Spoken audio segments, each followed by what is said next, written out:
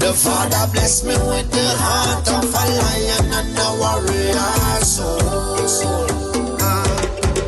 So no weapon that form against I shall not prevail. And no man that rise against I, that war they shall never win. 'Cause I will conquer, oh I will conquer, yes I will conquer them.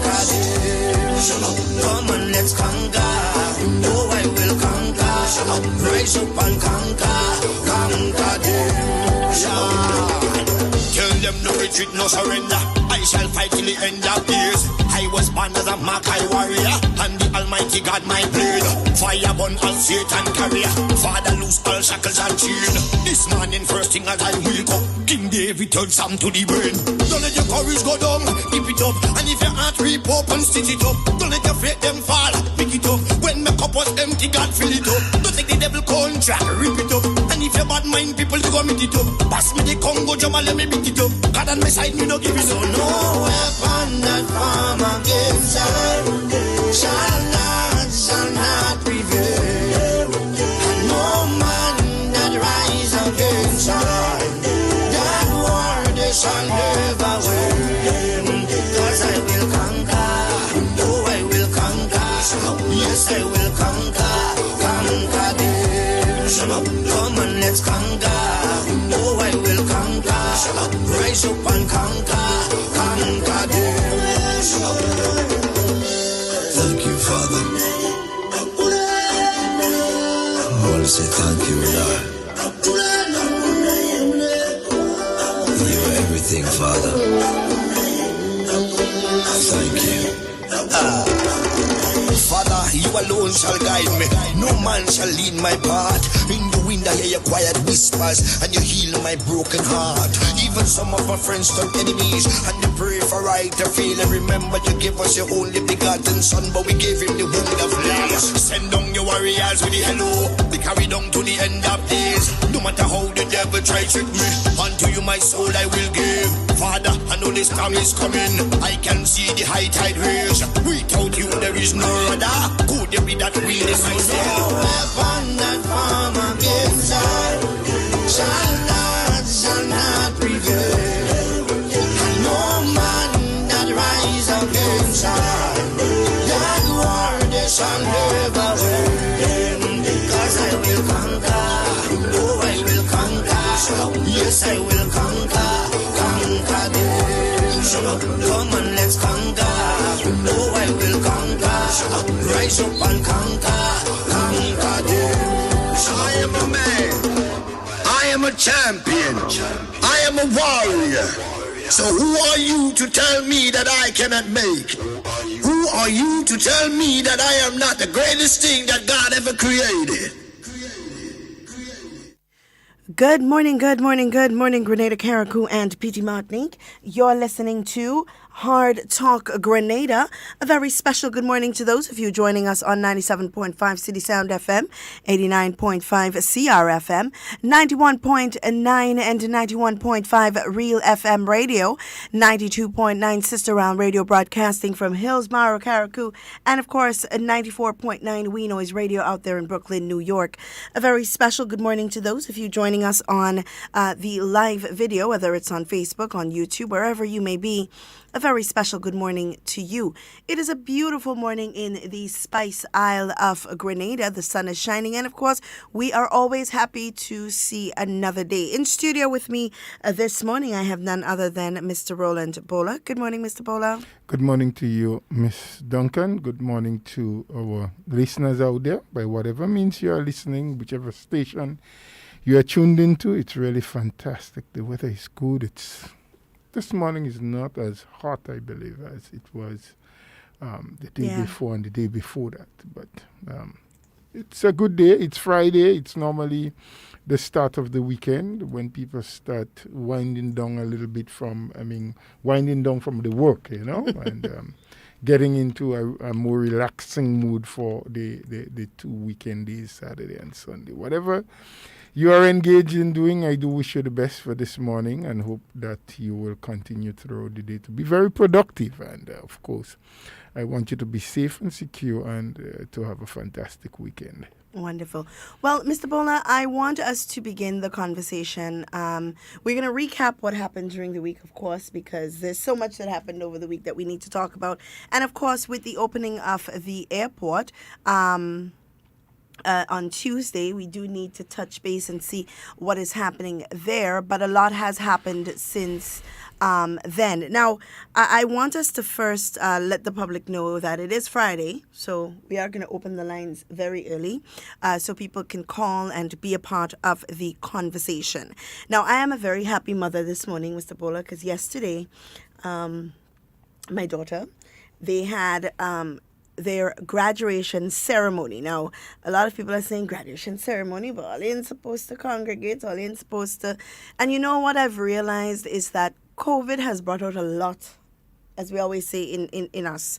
And one thing that I know for sure that it has brought out is the creativity in us as a people. So yesterday, their graduation ceremony consisted of a motorcade. Parents got the children, the vehicles all dressed up in the different colors, the balloons, and so on. And we did a small motorcade around down Lucas Street, H.A. Blaze Street, the Carriacou, Port Highway, Kirani James Boulevard. And it really was a wonderful experience for the children, I must say. And for me as well, because it's the first time I'm experiencing something like that. And to see the joy on the children's faces, more so than if they were to, line up in a church and walk down the aisle and receive their award and so on. But it really was a very, very creative way to host a graduation ceremony. Very beautiful. Well, I didn't see. I have to take your word for it. Creative, innovative, yes, that I must say. And you're so correct. COVID has taught us new things or has brought things out that we possessed before but never utilized. Mm-hmm. So congratulations to you, to your daughter, to your school, her school or former school, because she'll be going secondary from the reopening of school September, hopefully. And, for the ingenuity in those who decided to do that. But, hey, did you all get permission from the police to of course. Have a motorcade? Right, that's wonderful. Of course, everything. I'm just checking, Sometimes some people get, to the point where they think, well, I no need for the police. No, everything was properly organized. Permission was granted. They were requested, actually, permission from the Ministry of Education along with the Royal Grenada Police Force to do that.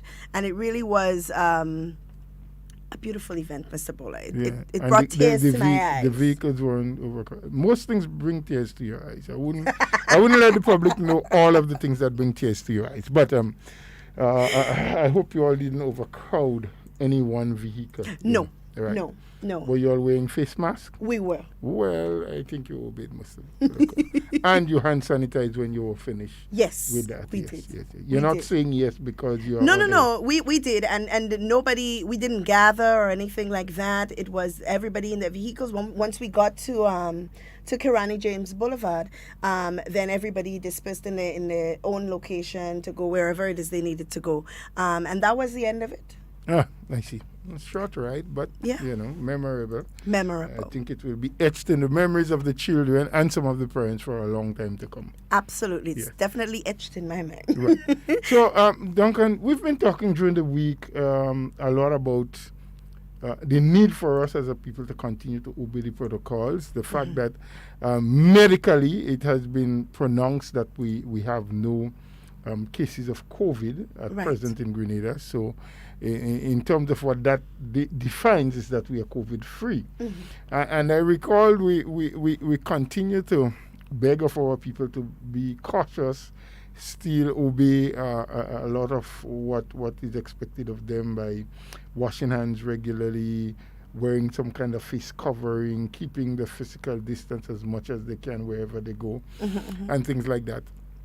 And mention was made that, now that we are opening up our borders again, that flights have been allowed from the 15th, from Tuesday, I think it was, Wednesday, thereabout. Well, actually, on Tuesday, it was Wednesday. Yes. We did receive 2 chartered flights coming in from Trinidad, and Tobago with Grenadian nationals who either got stranded, some with students, and so on, that wanted to come home. And the Ministry of Health, in collaboration with the Cabinet and the COVID team, did put the various regulations in place to govern how people will be accepted back into the country, the test that needs to be done, all of the precautionary measures that must be taken. Right. But we continue to caution people that as a small island that has a lot of little nooks, a lot of little creeks, we just don't know from where and when someone or people may want to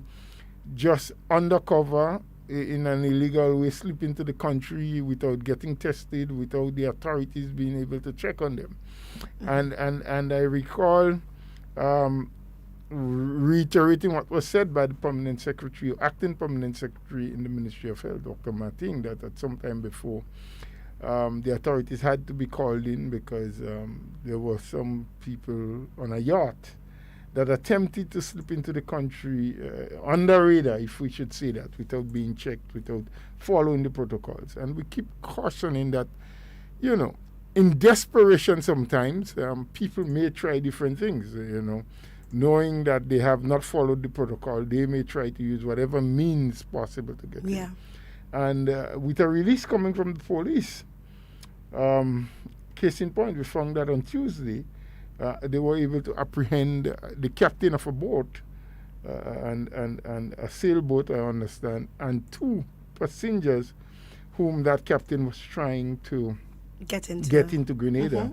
In fact, I actually think they touched land, they disembarked. And then the police apprehended them coming out of Trinidad. So, thanks again to the members of the Royal Grenada Police Force, the Coast Guard Services, and so for their vigilance and the ability to intercept and to try to prevent as much as possible, all in the name of safety and security for our country.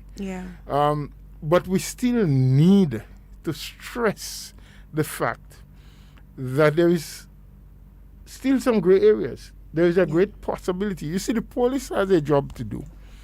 And I must say, they have demonstrated during this COVID period, more than ever before I've seen, demonstrated their will to perform, the ability to stay calm in most instances, and to serve as they have sworn to do. But they do not have eyes everywhere. They may not be able to see everything. It may not be possible for them to intercept and apprehend every small boat or vessel or individual that attempt to enter the country illegally. And so, as we have been saying, unknowing to any one of us, someone or more than one person can slip into the country, not going through the protocol, not being tested, not knowing what the status is. And in all of these activities that we are having, because there is a loosening of the curfew or an ease off, or as the word of the day is now, an easement of some of the restrictions that has been there, we take that to mean that it is back to normal as we had it pre-COVID. But we are saying that even if you're going to engage in some kind of activity and the law is still in place and has not been eased, that they should not be gathering of more than 20 persons in any one location at any one time. So even when we break that piece of legislation, we still there is still a great need to have your face covered with a mask or some kind of other covering. There is still a great need for us to have ourselves physically distanced from each other as much as is possible within the confines of where we are. What if the police wasn't able to apprehend these 3 people coming out of Trinidad? What if they are all positive with COVID? I'm not saying they are, and I don't want anybody to repeat me or to say that Mr. Bola said these people who came from Trinidad or North West were positive. I'm saying, what if? What if? Yeah. They were. And what if the police weren't able to move as swiftly and as quickly as they did to apprehend them? Yeah. Who knows? You may have walked into the supermarket and run into one of them, brushed them on the shoulders or somewhere. They probably would have coughed or sneezed and the virus could have been there and you get contaminated. So friends, please let us not take for granted that because at the moment there are no cases that have been medically tested and found in Grenada, that it is okay to become careless, that it is okay to no longer obey the protocols, that it is okay to dismiss. And as someone said, it is not constitutional that we wear a mask, meaning that nowhere in the constitution of the land is there anything written to say that it's mandatory you wear a mask. And while that may be true, and that is the case, that does not prevent us from contracting corona and probably getting critically ill. Yep. And maybe die, or transmitting it into our families, to one of our seniors, a grandmother, or aunt, or grandfather, or uncle, or senior brother, or sister, or someone in the family who may have already a precondition. You know, that is much more, who can become much more critically ill than a healthy person, and that person's die simply because of our carelessness or our refusal just to obey what the legislation asks us to.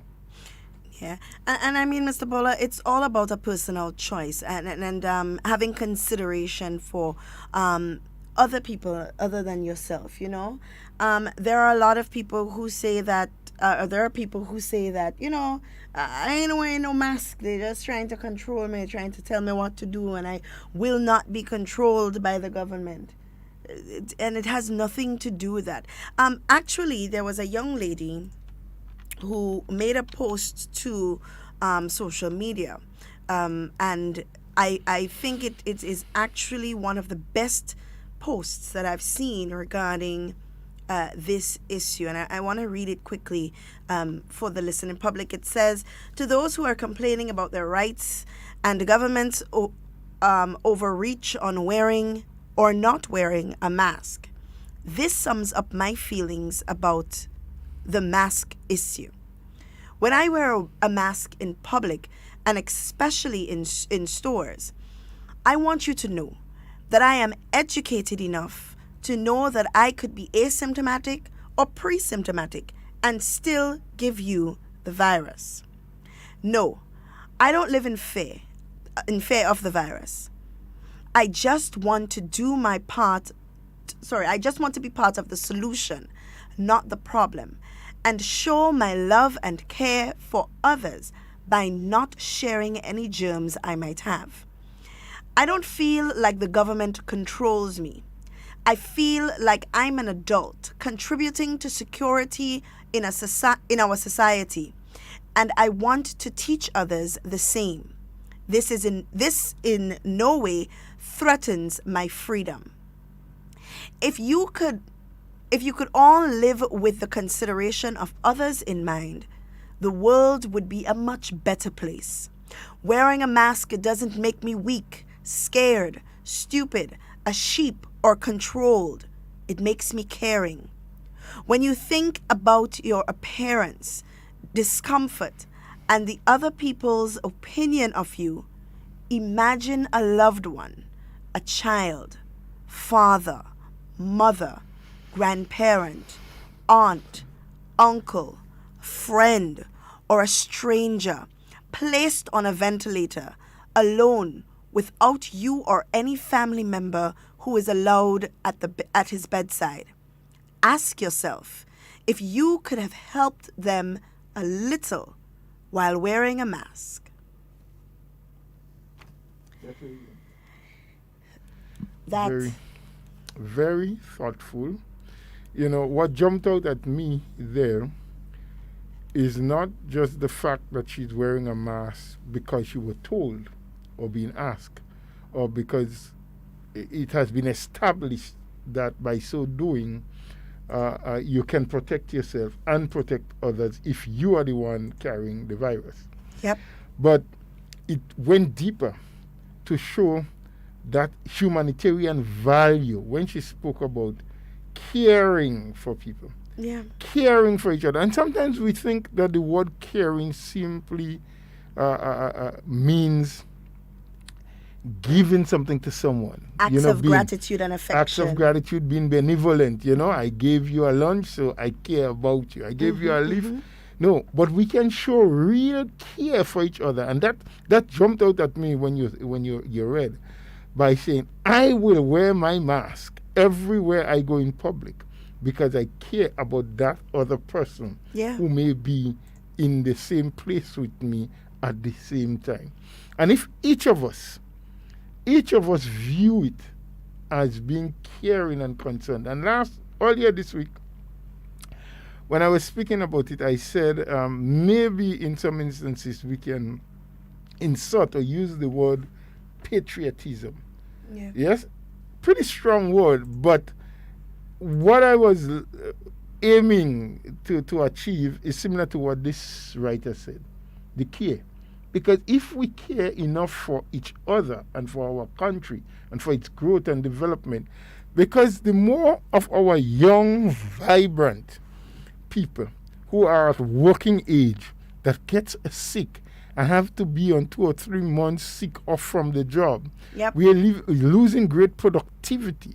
Or worse yet, if they got to the stage where the virus will claim their lives, it would mean that a lot of our productive people who should be helping our economy to grow and our country to get better, we would lose them.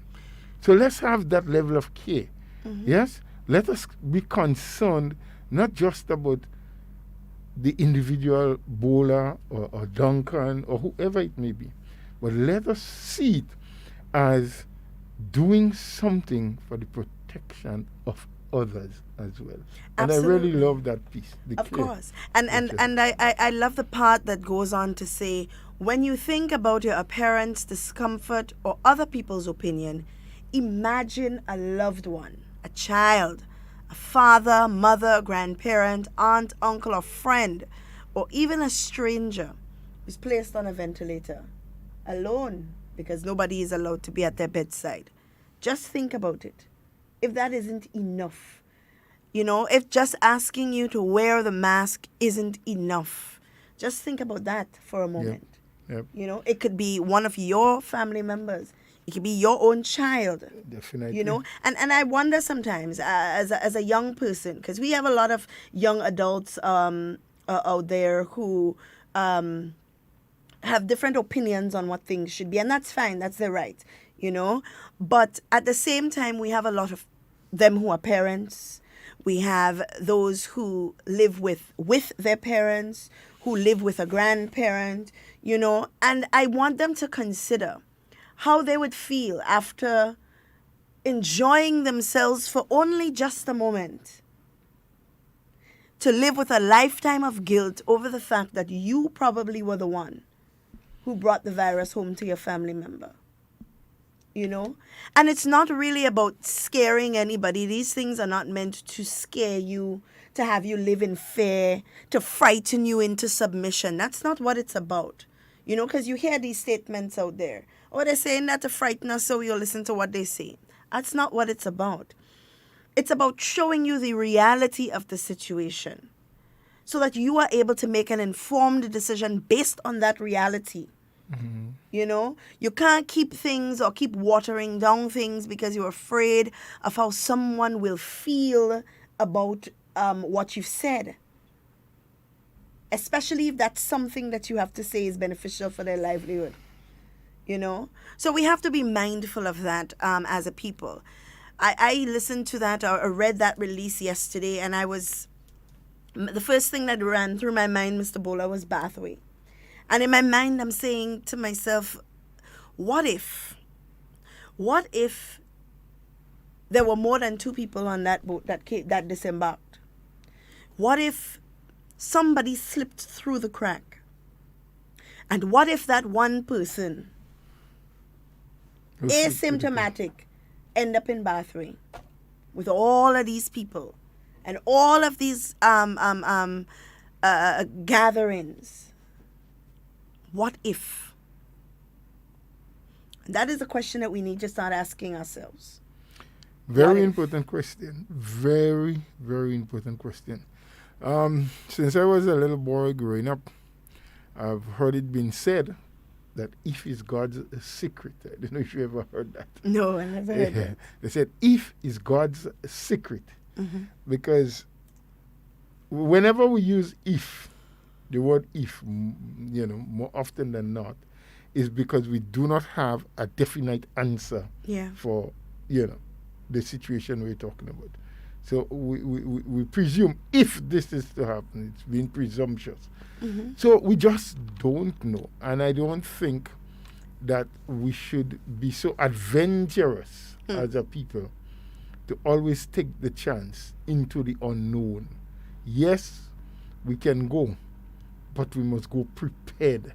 Yeah. No use going out into the forest to hunt lions if you are not prepared to fight that lion if it attacks you. Yep.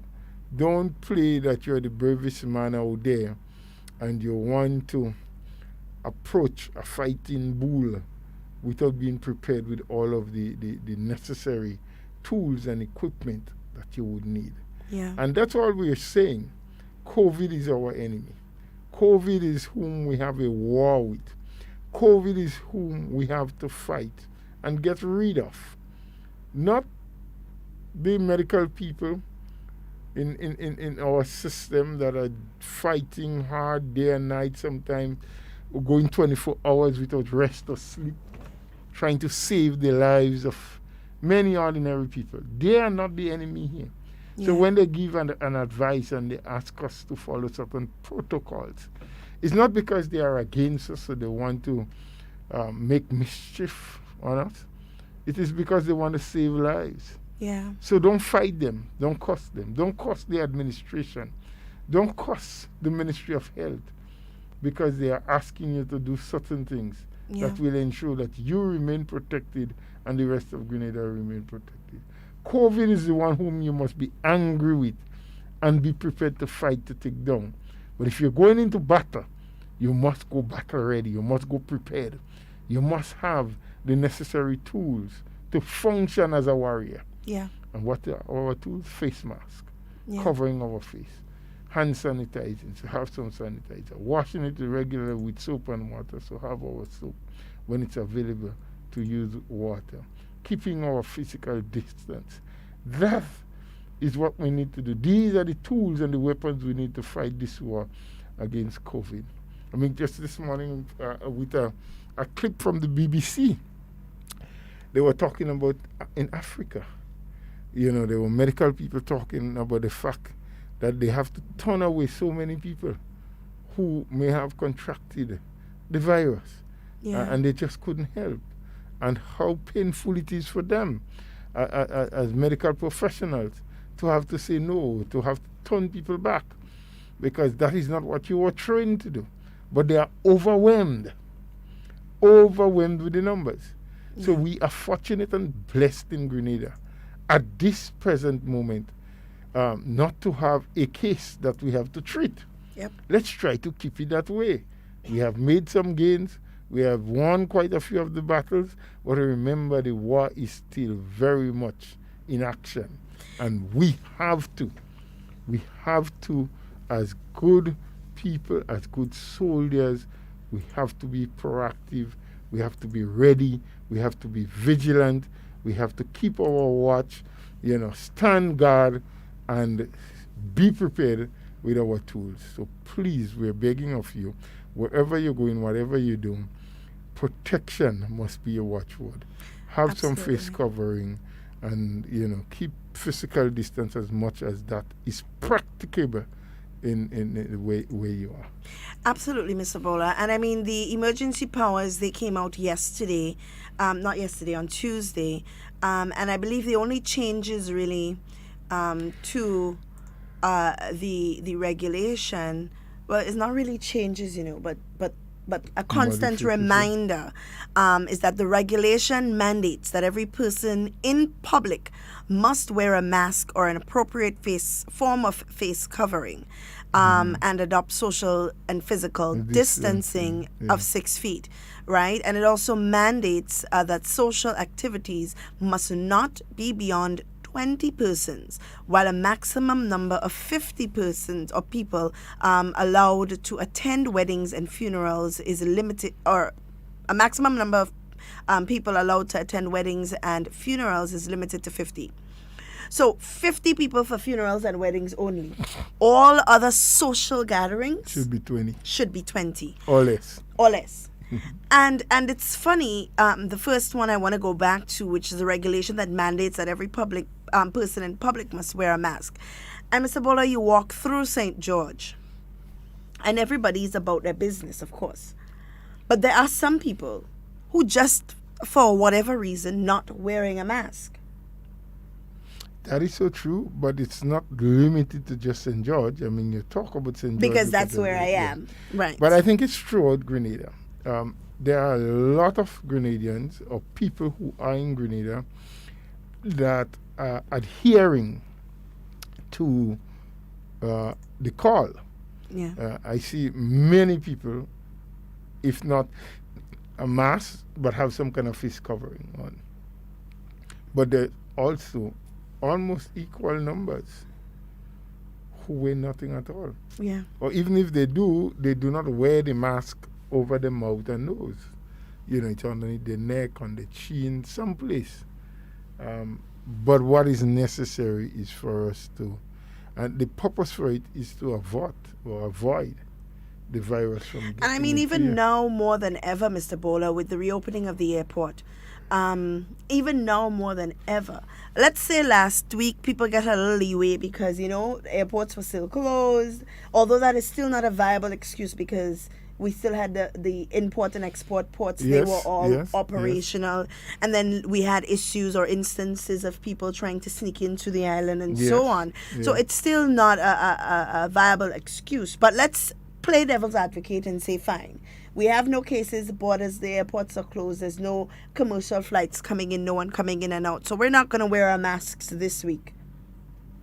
But the borders are open. And they are still doing the same thing. And then I say to myself, now this is the reason why, even without the presence of a case, that the rule was still enforced that you must wear a mask. Because with constant action, something is learned, right? You become accustomed. So wearing the mask, even in the absence of a case, is it not so that the government can say, well, watch them, we have them wrapped around our fingers, they're doing everything we say. It's so that you can learn the process. And in school, Mr. Bola, we learn about social learning theory, where an action, whether it's a language, whether it's a trait, a culture, is learned through observation. Mm-hmm. It's learned through observation. It's also learned through experiences from the people who you socialize with, the people who you are around on a daily basis, So wearing of the mask is not to be controlled, but it's to be learned, and so that you can get accustomed to it. Now that the borders are open, some people didn't even grow accustomed to the mask as yet because they haven't been doing it. It's a new thing to us. As I've said one time before, people in Asia and so China to be exact, they're accustomed. Singapore, some of these places, they're accustomed because for many, many ages, because of the level of air pollution and so, mask wearing was something that was instituted. And so for them, it's a natural thing. For us, we have to adapt to it. It takes time. But will only adapt if we start doing it, if we start Yeah. using it. Yes, and from the onset, there will be some level of discomfort, Yeah. but over time, you will get to understand what and how to do what. And there are the different kind of masks because I see people wearing those with the little vent on either side of their cheek or Yeah. on the sides of their mouth that helps them to Breathe- get out the carbon yeah. dioxide and get some fresh oxygen in Okay. there. But also, Mr. Bowler, something that we have to take into consideration. You wear the mask when you're in public, but it also states that if you are alone by yourself, Mm-hmm. you can at that point remove your mask, Okay. right? If you are alone. Now, some people may constitute that to mean, well, I'm walking in town by myself, so it means I don't have to wear a mask. But no, that's not what it means. It means if you get a moment alone, a moment of free time alone, then you pull on your mask, you get a little fresh air, No other human being is close it's to you. close to you. Yep. But when you see people walking up and down without their mask, whole day they in tongue, nobody is wearing, they're not wearing their masks. Then It becomes it's a bit worrying. Yeah, it is cause for concern. Yes, it becomes You a know, bit worrying. and then some people may say, well, look, every day I go in town and I see and she wearing no mask. Police and telling her, I don't wear no mask either, because that thing uncomfortable. And then there begins the problem. And then you see the police again. We just have this mentality. Bob Marley sang many, many years ago a song which says, "Emancipate yourself from Oh mental God, that's my favorite slavery." song. Emancipate yourself from mental slavery. That is my song, Mr. Bowler. Well, Duncan, we know you can sing. So I'll call the words out and you sing. None but ourselves. None but ourselves. Can free free our our minds. Yep. Yeah. Yep. All right. That is very true. We always believe that it is the police's job to tell us what we're supposed to do. When the rules are there, they are just there to enforce it, but they wouldn't need to enforce it if we're following it. You see? And then we talk about we talk about slavery.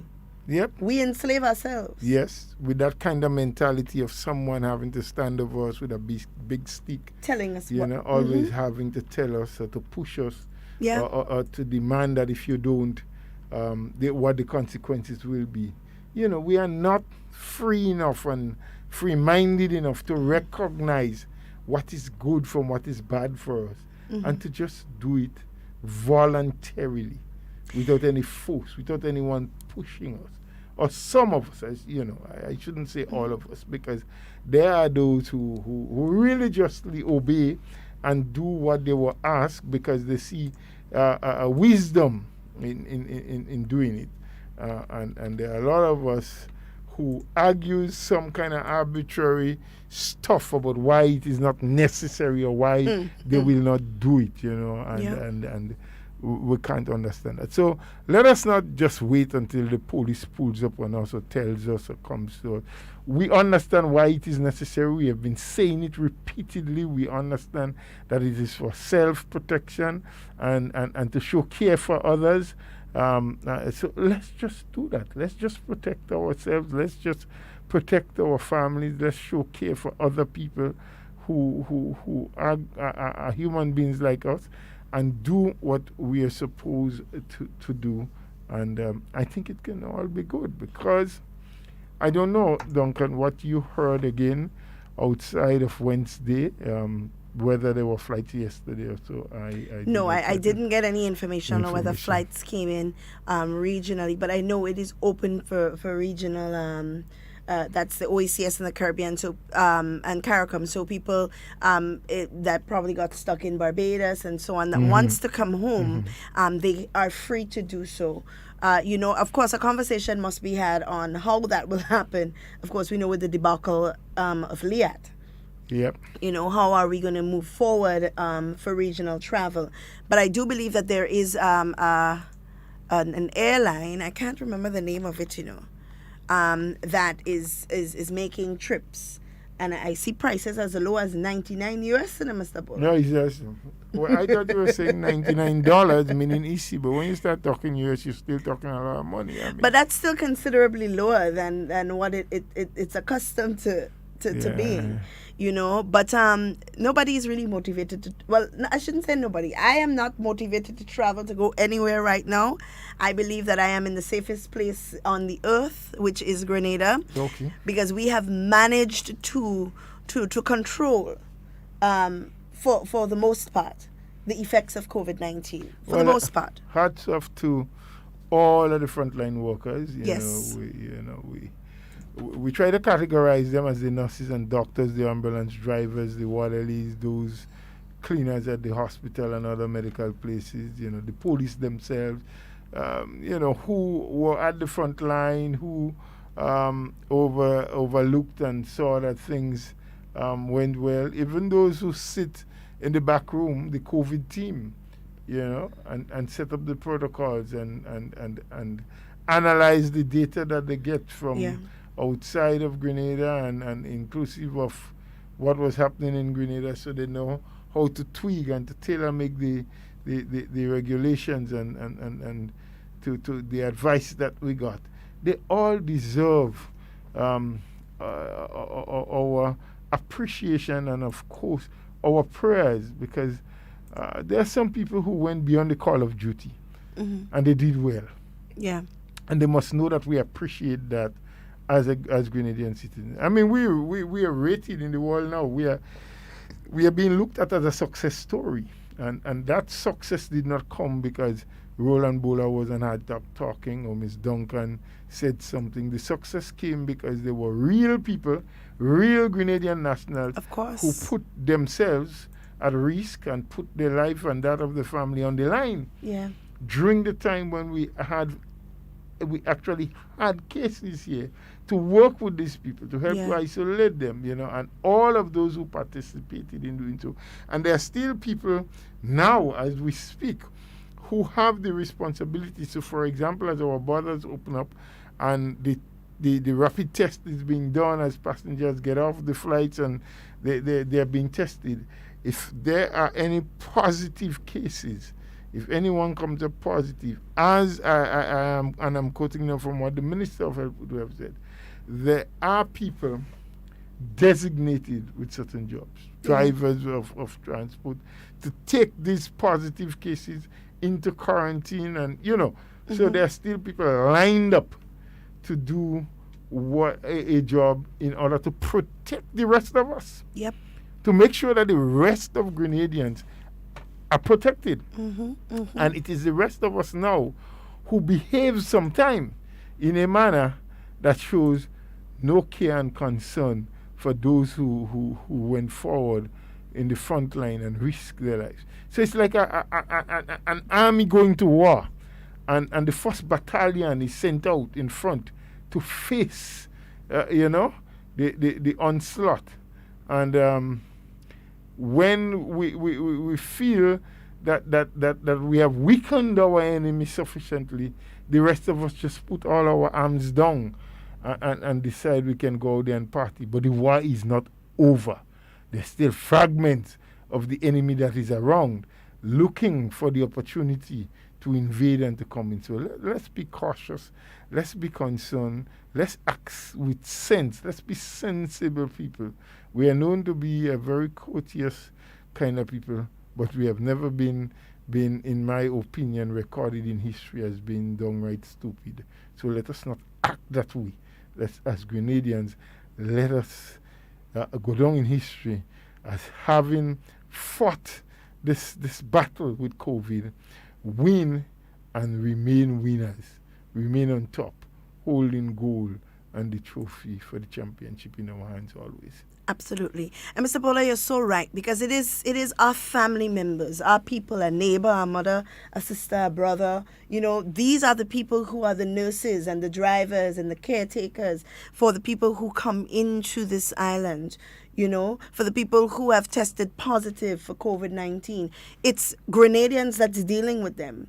It's not people separate from Grenada that coming in to deal with these people. It is Grenadians, So even if you feel a certain kind of way about the protocols, even if you feel a certain kind of way about COVID, just take into consideration that is somebody's mother, No, it's somebody's sister.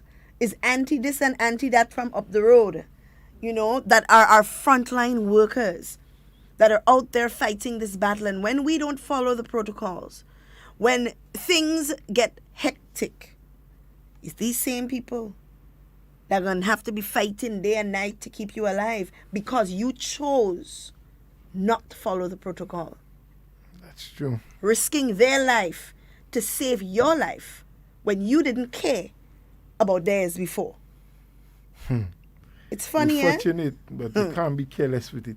But along those same lines, Ms. Duncan, we are also seeing the gradual opening up of the tourist sector. Yes. In line with opening of our borders, the fact that now the industry is slowly starting to creep back on board.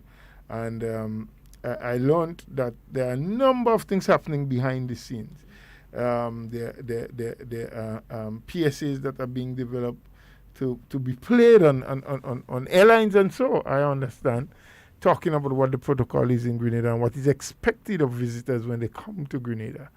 Hotel staff and other people are being trained as to how to treat with and deal with visitors to the establishments, the hotels, the guest houses, the restaurants, and so as gradually the place is trying to become more accommodative for visitors. And it is necessary. Some of us may argue that why now? Can't we wait a bit more? But while we're waiting, as it has been said before in local terms, while the grass is growing, the horse is starving. There's so many people in the industry, so many sectors, so many subsectors rather, of the tourism industry that have been closed for quite a few months now. Yeah. Some of them were qualified for part of the stimulus package, which was good and is still good, and in and of itself has its own challenges and difficulties. And from time to time you would hear callers on various programs expressing their disgust and dissatisfaction. But I think only last Wednesday, from what I have learned, that the Prime Minister met with the hotel. Yes, hotel and association and so, or many owners or managers of those, and expressed grave concern over some of the news that would have reached him.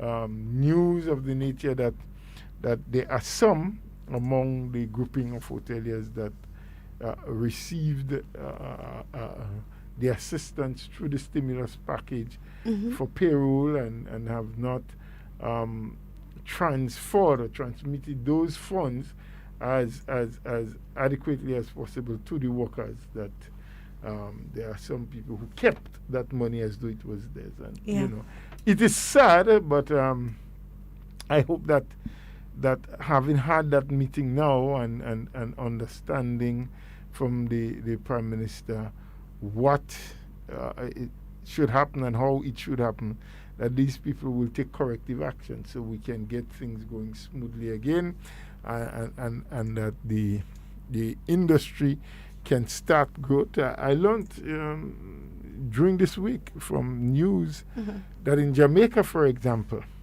who had opened up the borders even before us and has been accepting foreign nationals, inclusive of tourists, had to get the police to go out sometime last week and to apprehend a couple of tourists.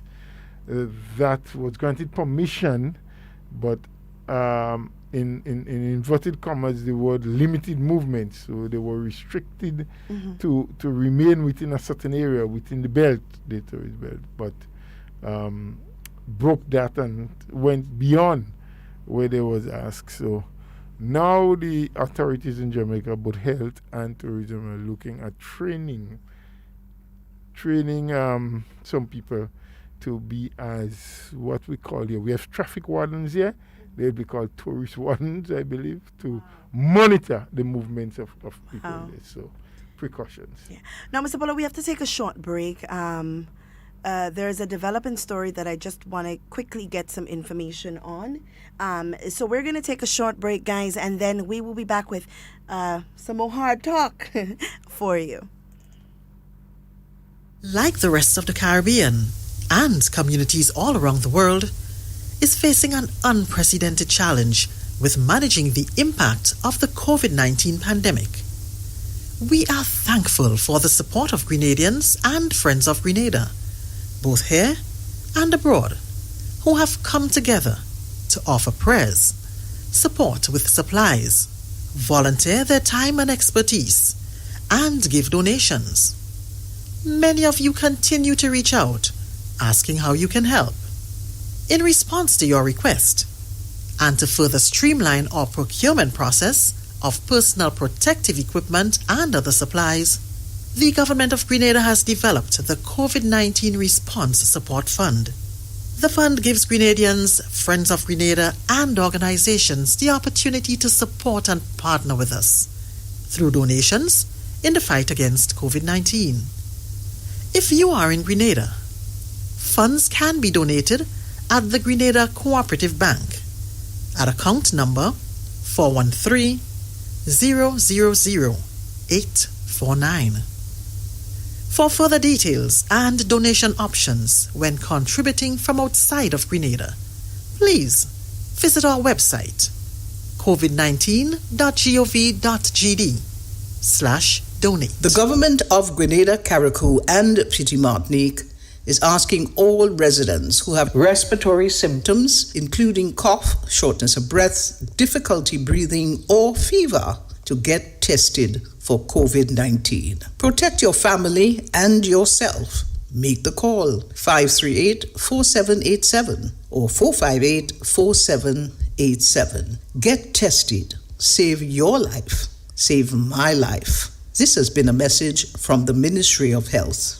Every person in Grenada, Carriacou, and Petite Martinique is required under the Emergency Powers COVID-19 No. 4 Regulations, Section 2.4a(b), to wear a mask or suitable covering over their nose and mouth whenever they leave their home, attempt to enter, or is in line to enter a place of business, government offices, and while in a motor vehicle with any other person.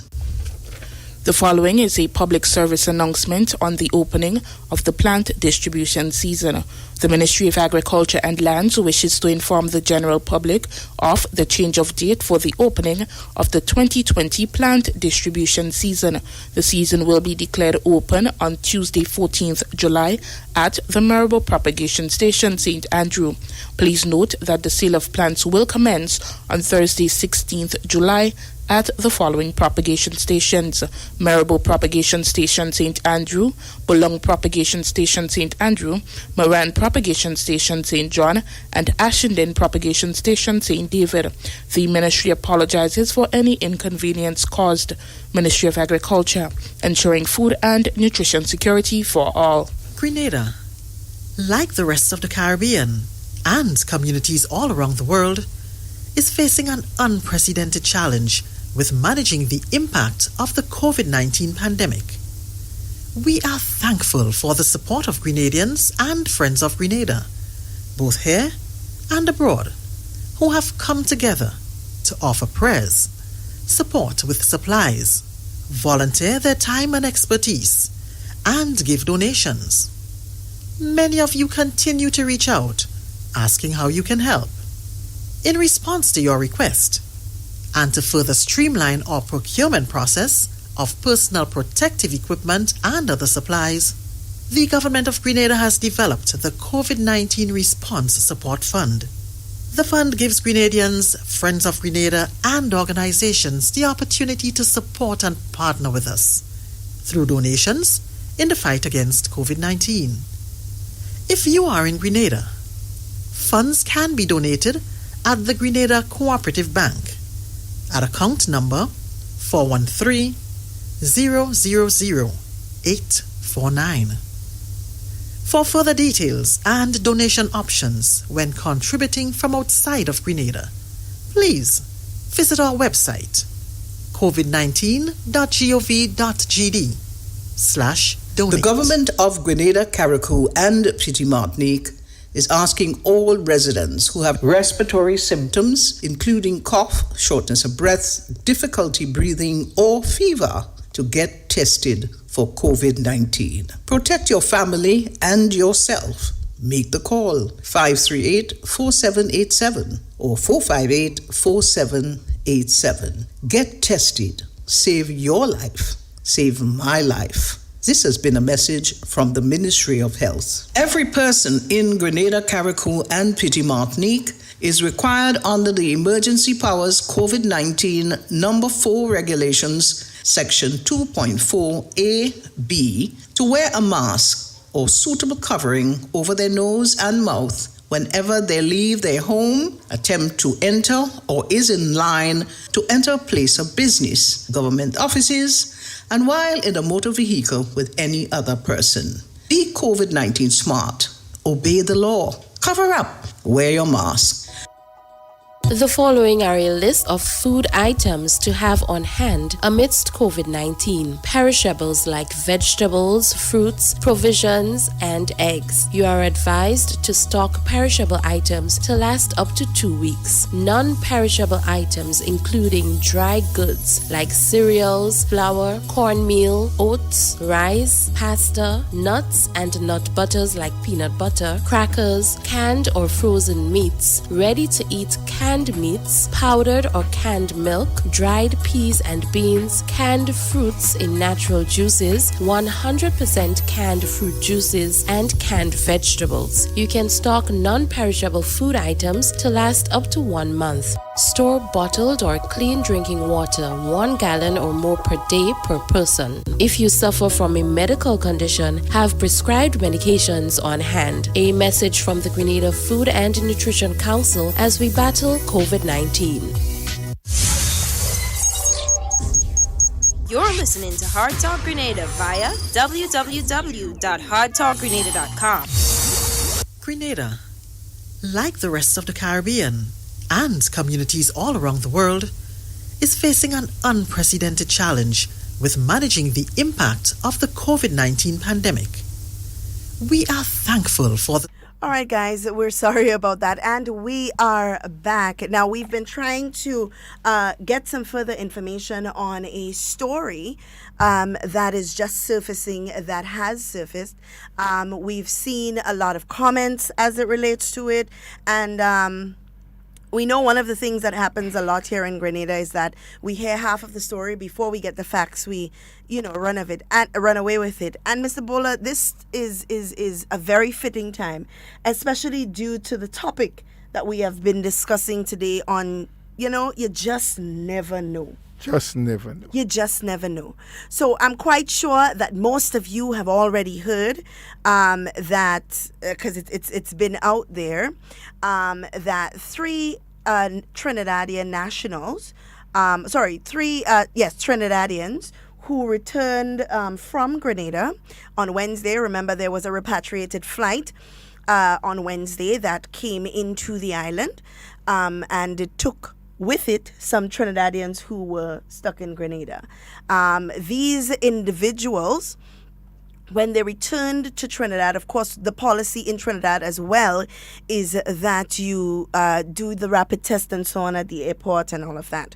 When they returned to Trinidad, they received a rapid test, and that test was positive. However, the three of them were positive. However, the positive tests were weak positives, which means that there was, they at some point had the virus. Now, I've made some calls, tried to get some information, and the information that we received is that these people, they didn't get sick.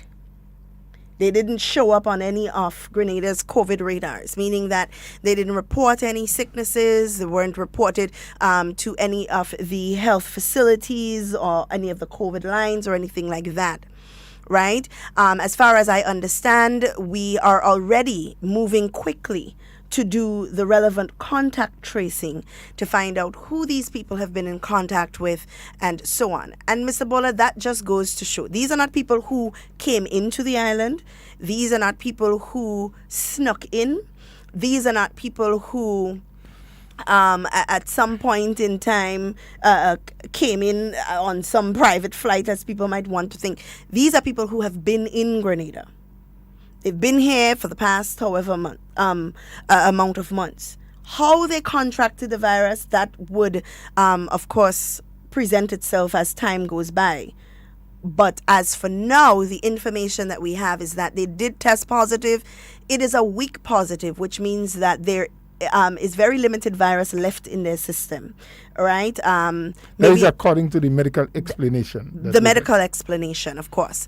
And we've already moved to do the relevant contact tracing and so on to find out where these people have been, whom they've been in contact with, and so on. You know, the Ministry of Health, as I understand, will be issuing a statement. They'll be issuing a statement. So I'm just receiving information. The contact tracing began yesterday. So as soon as they received information that these people had tested positive, they began the contact tracing. And Mr. Boland, that is exactly what we are speaking about now. We just never know. You just never know. Now, these people could have been asymptomatic. Most likely, because they never came down with any illness that would have caused them to want to visit any of the health centers or to call the hotline, or neither did the neighbors or anyone saw them having a cough or a cold or being sickly to report them. So they have been in and out of the public, in our opinion. That's what we estimated. But with no symptoms. And we have been saying we don't know. People can look healthy but asymptomatic. Yeah. Now, they have left the island, and that we have to make very clear. Yes, because sometimes people mix up what you see. They left the island on Wednesday and went back to Trinidad. Yeah. And it is upon going back to Trinidad, who is also following a similar protocol to what we do here. Correct. Once you enter the island, you have to be tested, get a rapid test. So it is on that rapid test that 3 family members showed up with a positive. But based on how it's reading, the belief is that it is just the residue of the it's a weak positive of the virus that is in the system. That's correct. But they came from here. And it is quite possible. Now, we don't know. And that is why the ministry and the team has moved quickly, very aggressively, because they've trained over 70 contact tracers to go out there now and start doing the checks. Yeah. Where they were living, who they was in contact with. So these people whom they have been in contact with before they left Grenada will now be brought in. And people, let's know. Because sometimes when these stories break, you hear all kind of complaints and all kind of fingers. Well, the ministry should have done better. They should have known this. But how would you know if nothing was ever reported? The ministry don't just go and pick up people like mad and just say, you come and test, you and test. There are times they do random testing, yes, but there must be something to trigger them to go into an area or into a household to test. So now these people who they may have been in contact with will be tested to verify that they too doesn't have it.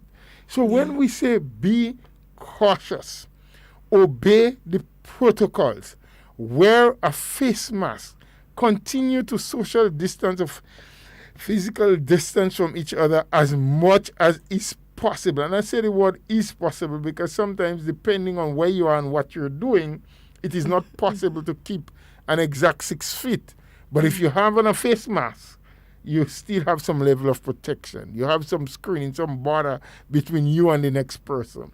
Yeah. When you get out of public in public access places and you touch doorknobs, you sanitize or you wash your hands properly with soap and water. Yeah. These are the precautions that will help you, because none of us knows. We cannot just look at someone, except that person is sneezing and coughing and looking sickly or carrying a cold. Yeah. We might suspect and say to that person, you doesn't look well, maybe you should check in with one of the health centers. Maybe you should call the hotline so that they can come and give you a visit. Yeah. But as we have been saying repeatedly, and for the annoyance, to the annoyance of some people, we have been repeating, and I will repeat again. There are carriers of the virus who will show no signs whatsoever. Yeah. They will not go down with a cold. They will not sneeze. They will not cough. But they have the virus actively in the system and they can spread it.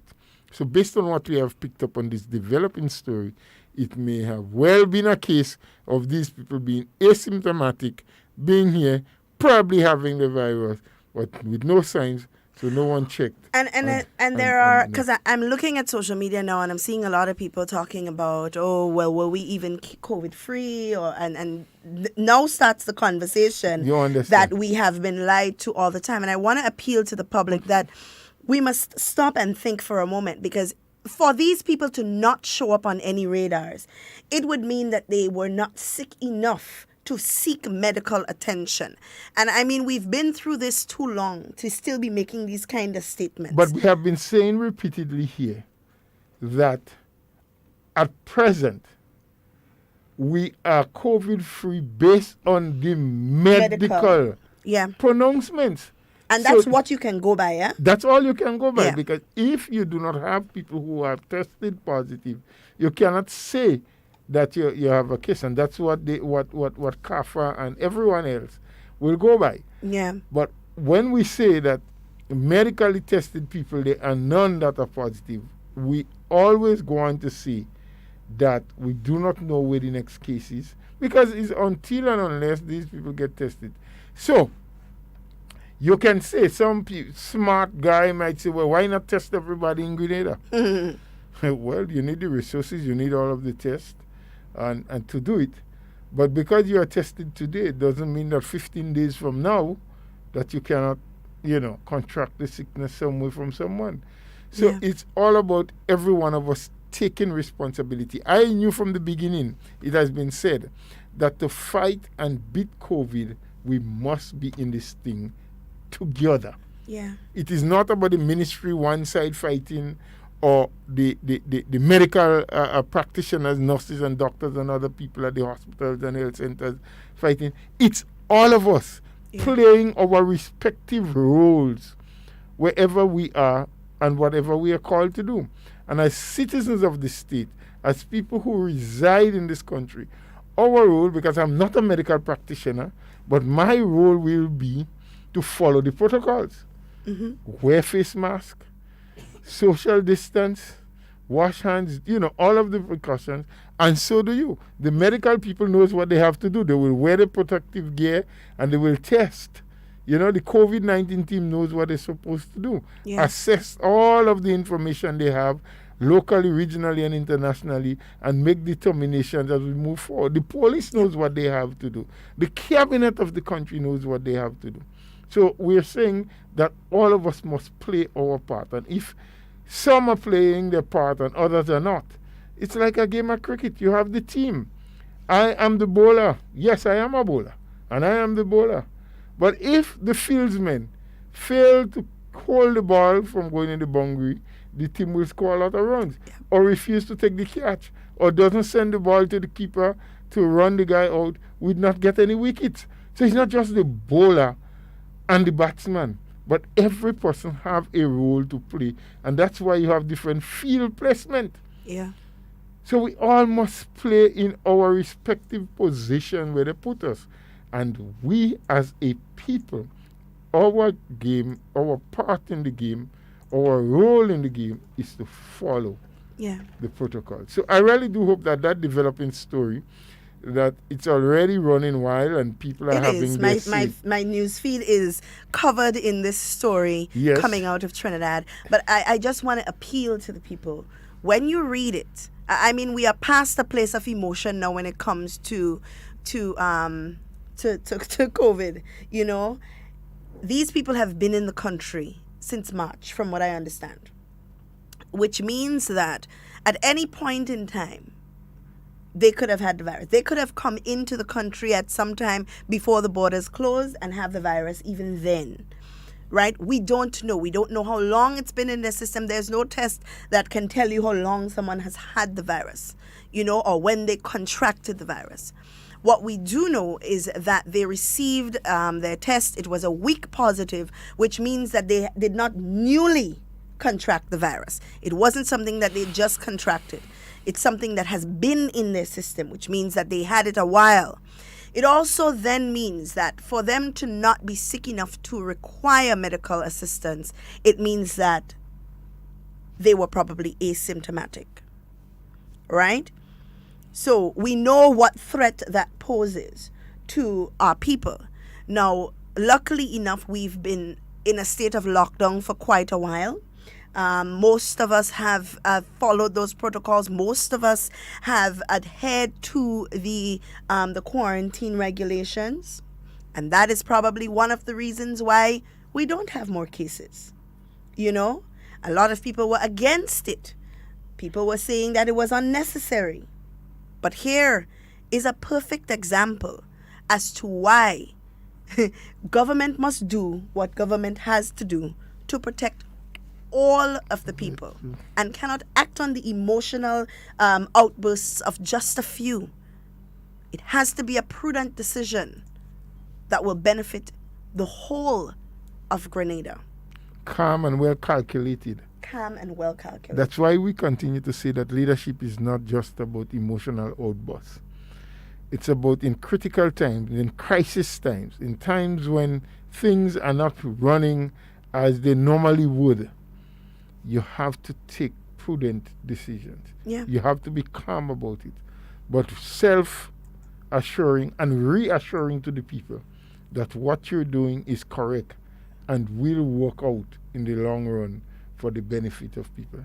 And thus far, we have seen this government acted under pressure, acted in crisis situation, acted during the period of active COVID, and have done excellent with the decisions they have taken, coupled with the willingness of our people to follow the lead of the government and to do without fear the work that they have to do, meaning the medical professionals and so.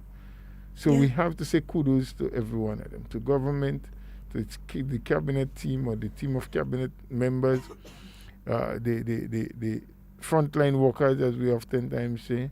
And we mention frontline workers a lot of the times, and we itemize the police, the doctors, the nurses, the orderlies, the ambulance drivers, the cleaners and cooks at the hospital, and the people on the front line, on the ports and the airport, and whoever else. But sometimes we forget people like our environmental wardens who have been on our streets and keep cleaning and keeping the sides of the roads, clean, our garbage collectors and so, who never eased up so that garbage did not pile up in, mountain high, but they continue to pick them up on a daily basis wherever the routes took them and bring it to our dump site at Perseverance. So all of these people need to be commended and congratulated. And Grenada, I know there was a day of prayer earlier on in this year, but I really do hope and wish that the organizers of that have already started looking at next year, God's willing, because we need to continue to give thanks and to give praise to the Father for giving the strength to a lot of people, so that they continued even during the crisis time and did what they had to do to ensure that this country stayed afloat, stayed on par, and continue to do what it's doing. Because I was speaking to a group just recently, a few of us in conversation, and I had to mention to them that, look, there are many countries around us, and even far away from us, bigger, much more economically viable and capable than Grenada, who went on to cut salaries of the workers, the public servants. In the United States, the stimulus package was $1,000 one-off payment. There are some categories of people, the way I understand it, who by virtue of the circumstances can qualify to get a second check. But the vast majority as an unemployment benefit got $1,000 one-off, and that's it. Yeah. In Grenada, it was put in place for 3 months.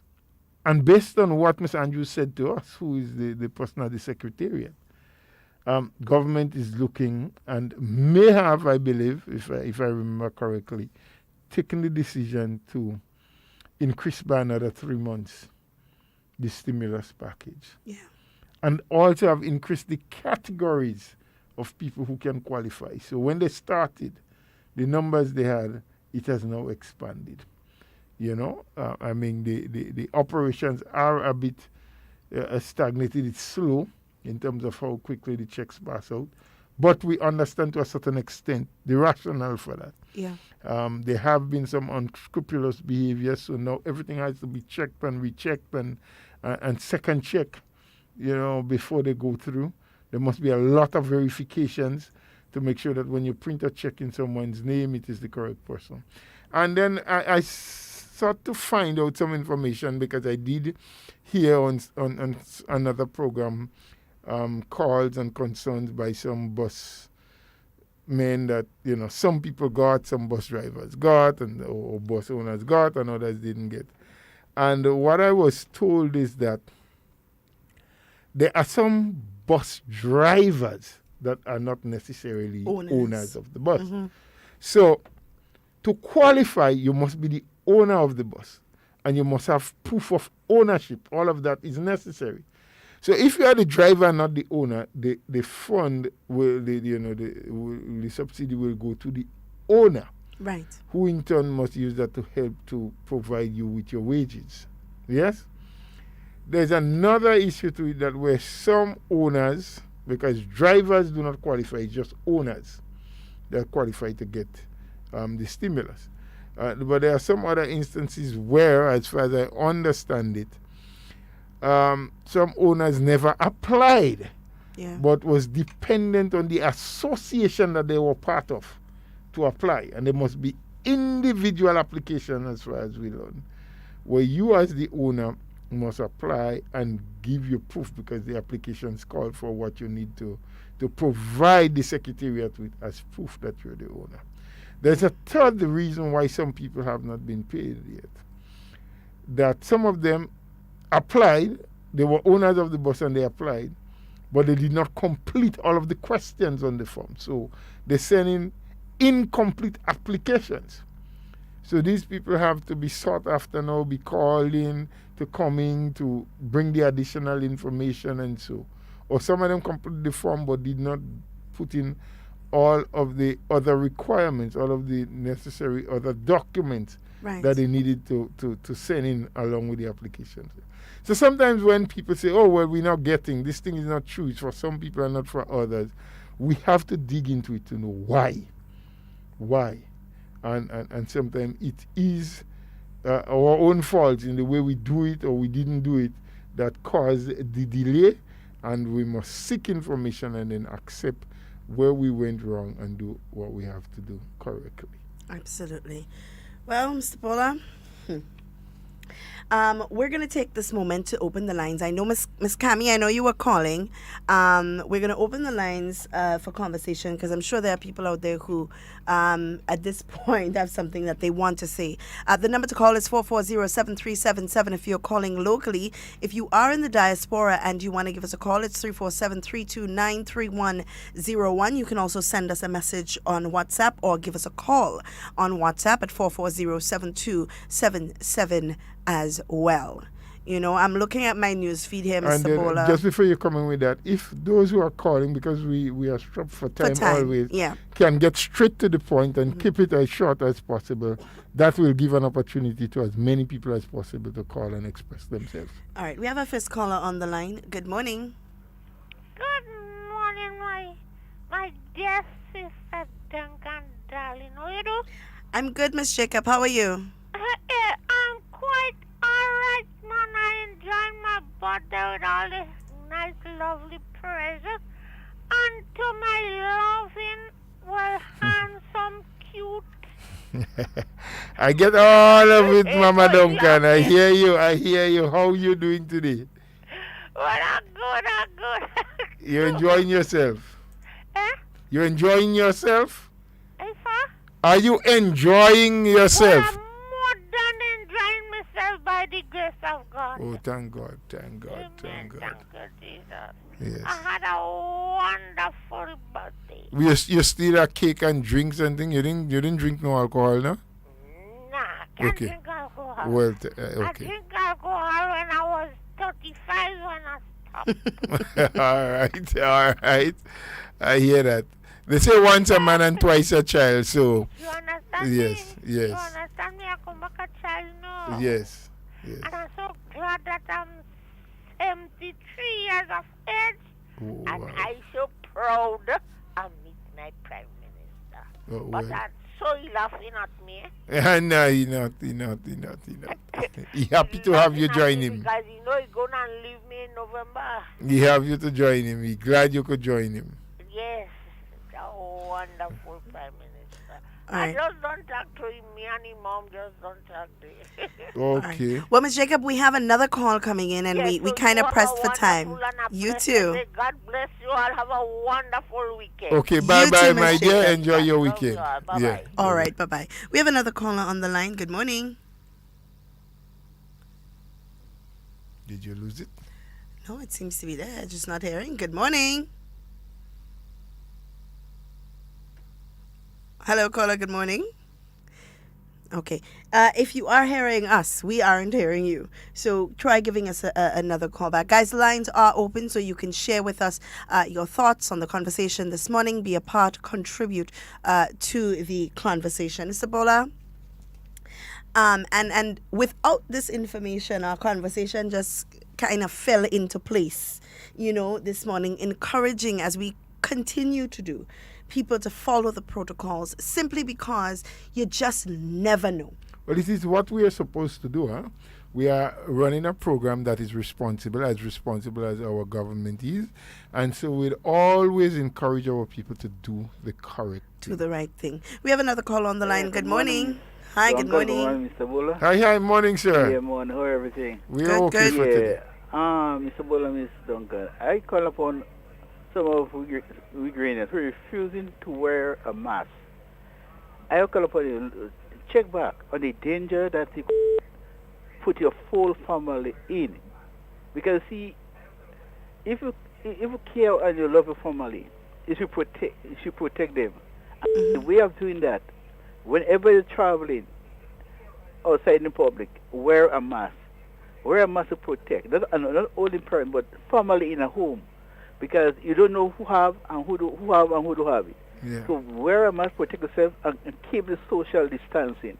Because when you go there and you go back home, and you bring that home into your family, in what you do, and not only family, to the community where you live in, you could endanger. So I want to say, people, let us have that love for one another. That's love and care. But if we love and we care about one another, we will also do things to protect our family and our neighbor. Absolutely. Yes, when I say we speak it the same thing every day. What we have to always will speak the truth and give the right information to people that they will do what is right to protect themselves and to protect the family and to protect the community. Mr. Bola, Mr. Duncan, have a wonderful day. You have a blessed one too and a really good weekend. All right. I just saw a comment, Mr. Bola, on Facebook, and it reads, now that we have 3 cases in Grenada, the minister go come and lie. Please, listen, I don't know how to tell people stop again. But the cases are we not do in not Grenada. have 3 cases in Grenada. We do not, and I reiterate, have 3 cases in Grenada. The 3 cases are individuals who came from Grenada and tested a week positive, meaning that they have very limited trace of the virus in their system. Please, let us not go down that road again. Hello, good morning. Hello, good morning. Hi, good morning, guys. Good morning. Good morning. Quick question. The test that was taken or given to those 3 individuals, you said it was a rapid test. Rapid test. Do you know if, it's hard to hear you guys, so I'll take your answer offline. Do you know if they did a PCR test on them or antibody? Or do you know the exact test that was given to them? Okay. Well, the rapid test, he said he'll listen online because he's not hearing us clearly. The rapid test is an antibody test, obviously. So you can get a rapid test that tests positive if you've had the virus because you've had antibodies. Mr. Bola, that's something I'm unclear about. Whether Well, it they have was not given all the information. all Remember, the from what we information, got, yes. they said that the ministry here, the ministry or maybe the minister will give a press release on the entire issue.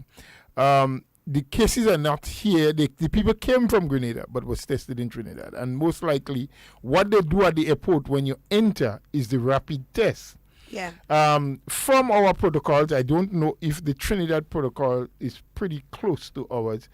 If that would have been the case in Grenada, when you do a rapid test and it shows up positive, that will be followed by the PCR test. Right. But also, I'm not sure what the protocol is in Trinidad, but in Grenada, once you're leaving anywhere to come to Grenada, you have to test before you come. Before you come in, I don't know So I'm not sure if that is a protocol in Trinidad. Well, I don't think it is I because wouldn't the believe people that left it here is, and go to Trinidad without getting a right. test. So we are not certain whether a PCR test was done or is to be done. What we do know is that from the rapid test that they did upon arrival in Trinidad, that it showed up positive. Yeah. And we have known of cases before where a rapid test may show one thing, and then when the PCR test is done, it shows something. It shows something else. Different. Yep. So to the caller's question, we are not sure. We are just providing the information that we have been provided with, but was told by the authorities whom we spoke to that a press release will be done within the day, and more information will be given at that time. Yeah, so please, guys, do not spread these kind of statements. It is untrue that we have 3 cases in Grenada. We do not have 3 cases of corona in Grenada. That is untrue, right? I want to just quickly read through here. Somebody just sent me some information. I'm trying to look here to see if it was an actual PCR test or it was, because I'm getting 2 different updates, and I'll wait for the Minister of Health to actually make the statement so that we know exactly, because you're getting different information all over the place, and we don't want to confuse the callers. What the fact is, 3 people tested positive. It was a week positive, and that is information this is well pressed tobacco, right? This is not information that is we get from a news site or anything like that. The 3 people went into Trinidad yesterday. On Wednesday, they got tested. They received a week positive, which means that the antibodies are in their system, which means that at some point they had the virus. When they got the virus, who they were in contact with, we don't know as yet.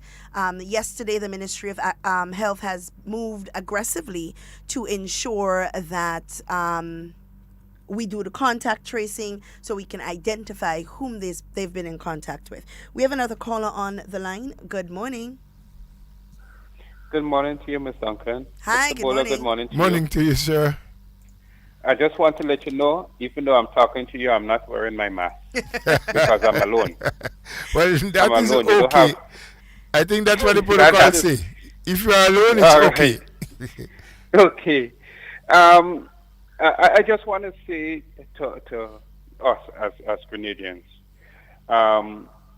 this is why an activity that happened, I think it was on Bathway last week. Yes, and the is week careless. before too. And the week before. It is careless to do this kind of thing. Because, yes, these people came from Grenada. It means that we don't know where they were and if they have gotten it, where they would have gotten it from. Now, the initial identification of COVID, meaning from day one, is not what is happening now. You have asymptomatic people. You don't know yes. who have it, who does not have it. Yeah. And that is why we need to be careful, and that is why COVID does not have a political color. Yep. It's not red or blue or yellow or green or whichever political color. And people is taking this thing for a joke. Mm-hmm. And this thing is not a joke. I thank God that in Grenada we don't have any deaths. We don't want to have any deaths. But it's possible. And it is quite possible that the people who are against the protocols might, and we're not praying for it, might catch it. And then if you catch it, then it's going to be too late because you don't know what's going to happen. Mm-hmm. You know, and then you're putting an extra burden on the government because then you would have to be medicated. The extra stress for the doctors. Hospitalized and all kind of thing. That's right. The doctors and nurses have family too. They're putting their lives at risk. It's not like a common cold. This thing don't make any joke. Yeah. So I'm asking us as a people to think, use your brain, and stop putting political color on this thing. Yeah. And have a good weekend, Mr. Bola and Mr. Duncan. Well, thank you. As per usual, you always comes across with your appeal, making sense and asking our people, which is what we have essentially been doing over the last couple of days, saying to people, be careful. You now go ahead and have a blessed and wonderful weekend. And if you're going out of your house, please wear some kind of face covering. Yes, I would do that. All right. All right. Thank you so much for your contribution, caller. The time is winding down. We're going to take a couple more calls. Remember, the number to call is 440-7377. Or if you're in the diaspora, it's 329-3101. We also take WhatsApp calls, and you can send your messages via WhatsApp to be a part of the conversation. And the caller is absolutely right, Mr. Bola. It was very reckless of people. You know, and a lot of people would say, oh, well, it's a police job to ensure that these things don't happen. No, it is our job. It's our personal responsibility. The police job or our responsibility? Our responsibility to ensure that even if, Mr. Bola, you do not consider the health and well-being of the people around you, you must consider your own health and well-being as well. Because COVID ain't saying, okay, well, this person don't believe in me, so I will leave them alone and pass them by. It is no respecter of your opinion. You know, it is no respecter of your belief. It will do what it has to do once it comes in contact with you. You can only hope and pray that your immune system is strong enough to keep you alive. But even after, Mr. Bola, you've managed to stay alive. There have been a lot of reports of people having severe medical conditions even after contracting COVID. You see, what I think a lot of us don't understand, despite the fact that it has been said repeatedly, that this coronavirus, this COVID-19, is pretty new, and that the medical experts are learning as more and more people contract the disease, as the sickness expands its stay with us.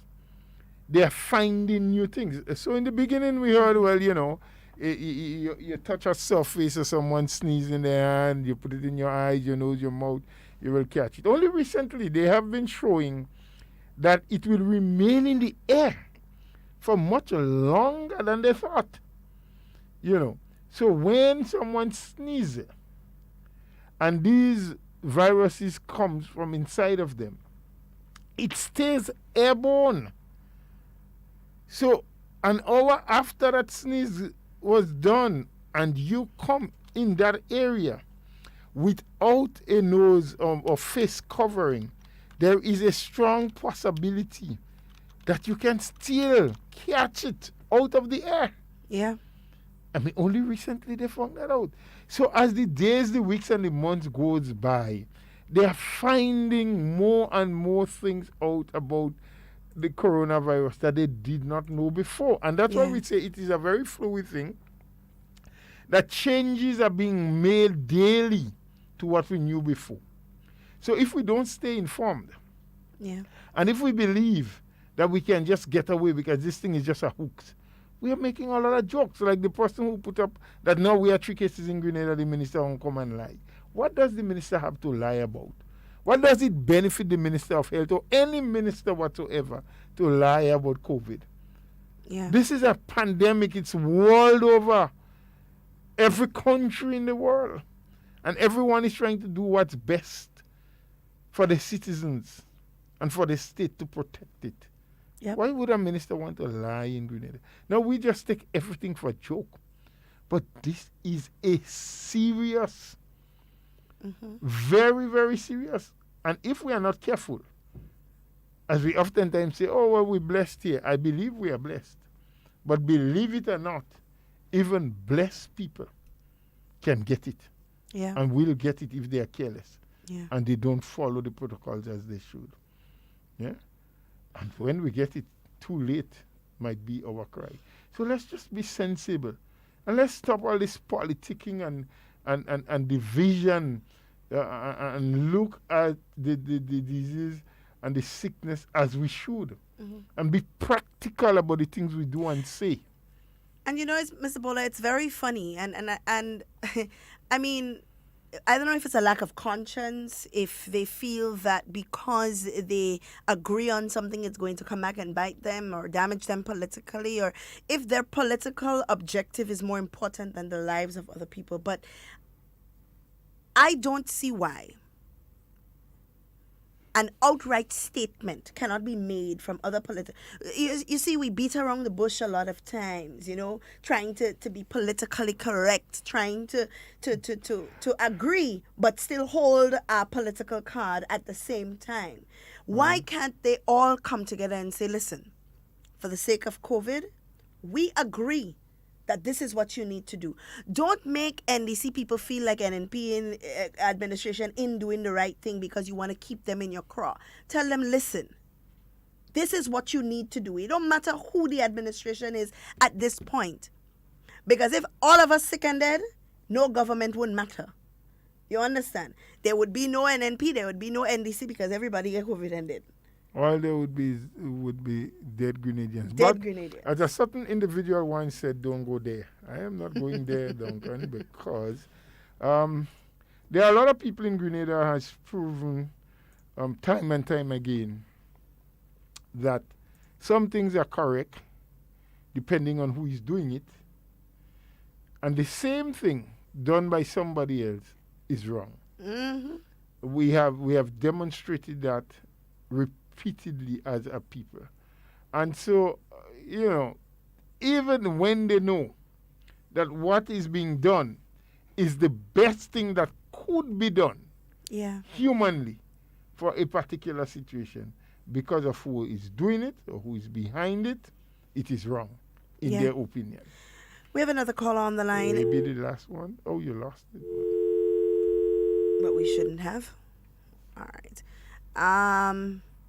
Yeah, it might be the last one. So caller, try again. It might be the last one. You know, but Mr. Bola, this as we close is an appeal to our people. And this whole situation just proves what we've been saying all along. You might be sitting next to me right now, asymptomatic. I am sitting on the other side. On the other side of me. For those who are not on the live, they may think I'm sitting next to you.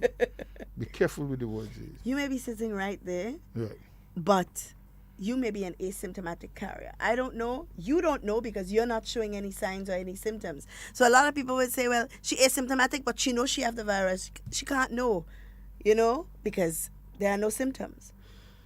I may be in a bus, and the fourth person you put in the row next to me might be that asymptomatic person.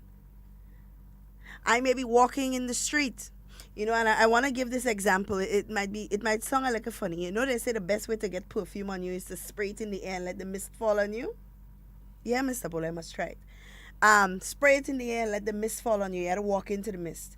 Somebody may sneeze and you walk. You didn't stand talking to that person, you know. You just walking about your merry way and somebody sneeze. You ain't have on a mask, they ain't have on a mask. Guess what happens? And like I've just said, the science have proven that the virus remains alive, airborne, for a much longer time than they thought it would have before. So we cannot be too cautious. We cannot be too careful. We just need to continue to obey and practice the protocols that has been laid out for us, my friends. Yeah.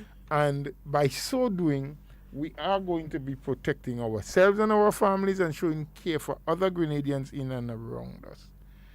Friends, medically, we do not know of any cases in Grenada. But as these cases that have shown up in Trinidad on Wednesday with people traveling out of Grenada, there can be a number of people out there in the public walking and talking and totally innocent, not knowing that they are carriers of the virus, because as it has been proven medically, they are asymptomatic persons. Even when tested, they do not show up positive, but they do have and carry the virus, and they can cause you to contract it. So all we are asking is that in whatever we do, wherever we go, however we play, or where we stay, that we be careful, we obey the protocols, wear a face covering once we are leaving our homes, wash our hands as often as we can, obey the protocol of hand sanitizing, and physical distancing as much as it's possible. It's Friday, it's a weekend. You do whatever you have to do, be progressive, be productive, but do try and enjoy the weekend. Enjoy what's left of it. I have a sister who is celebrating this weekend. It's her birthday. My dear sister Gail, I want to wish you publicly a happy birthday, and hope that it will be fun and frolic for you as you age gracefully and you're trying to meet your elder brother in age.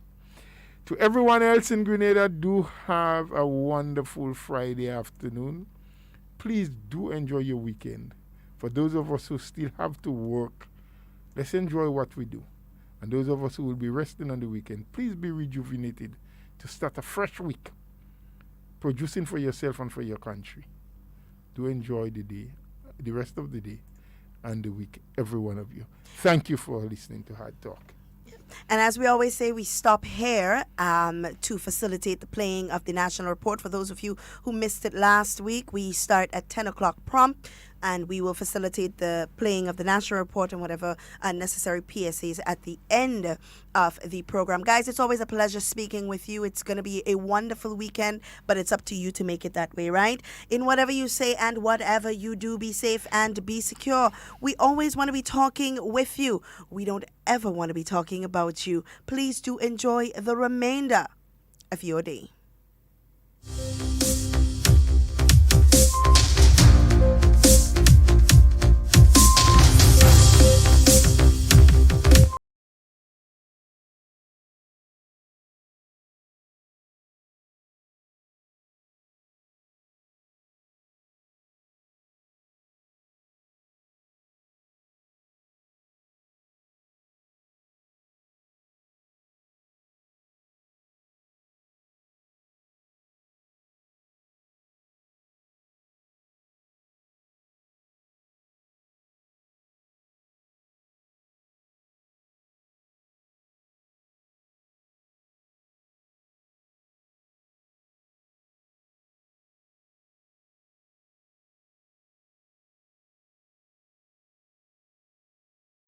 Grenada's health sector is prepared for the reopening of borders on Wednesday. We'll have details to this story and more in the national report.